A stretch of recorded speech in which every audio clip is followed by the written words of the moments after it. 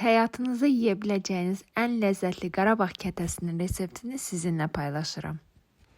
Xəmir üçün mayanı aktivləşdirmək lazımdır. Bunun üçün bir kasanın içərisinə yarım paket quru maya, 1 xörək qaşığı toz şəkər və 1 çay bardağı ilıq su əlavə edib qarışdırırıq. Mayamız kənarda aktivləşirkən bir böyük qab içərisinə 150 qram kərə yağı əlavə edirik. Burada mayanın necə aktivləşdiyini görürsünüz. Kərə yağının üzərinə 1 çay bardağı toz şəkər əlavə edib 1 paket vanil, 100-150 qram təqribi xama, 1 ədəd yumurta tökürük. Ardından aktivləşmiş mayamızı da bu qarışımın üzərinə əlavə edirik. Bu aşamada istəsəniz süd, 1 stəkan südü əlavə edə bilərsiniz və ya istəsəniz sonradan da əlavə edə bilərsiniz. Fərqi yoxdur. Sonrasında aldığı qədər un əlavə edib qarışdırırıq. Hazırladığımız xəmirin üzərini dəsmal və salafan ilə bağlayıb kənarda 1 saat yarım, təqribi 2 saat gözlədirik. Başqa qabda isə 100 qram kərə yağının üzərinə 1 paket vanil, 2 çay bardağı toz şəkər və 1 dolu su bardağı un əlavə edib xəmir yoğurur tərzdə əlimizlə qarışdırırıq.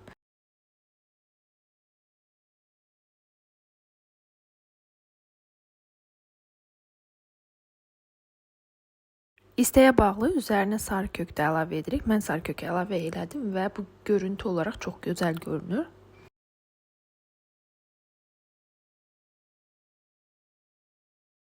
Hazırladığım xəmiri 6 bərabər kündəyə böldüm.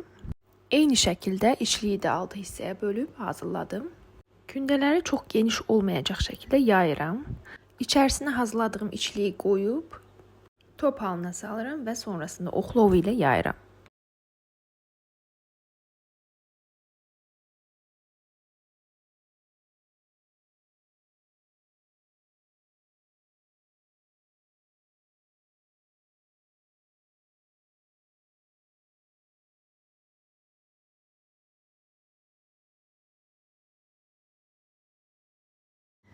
Yayaraq hazırladığım kətələrin içindəki havası çıxsın deyə çəngəl ilə dəriklər açıram. Üzərinə sürmək üçün bir kasaya 2 ədəd yumurtanın sarısı, 1 xörək qaşığı süd və 1 xörək qaşığı zeytinyağını qarışdırıb fırça yardımı ilə kətələrin üzərinə sürürəm.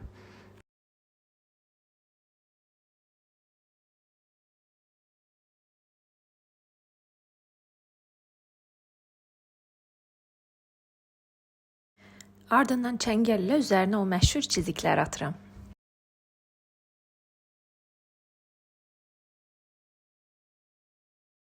Hazır olan kətələrimizi öncədən 200 dərəcədə isitdiyimiz fırının içərisinə qoyub təqribi 20-25 dəqiqə üzəri qızarana qədər bişiririk. Və budur, günəş kimi qızarmış Qarabağ kətələrimiz hazırdır.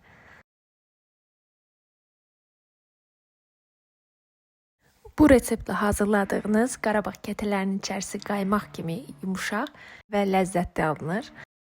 Soyuduqdan sonra dilimləyib nuş edə bilərsiniz.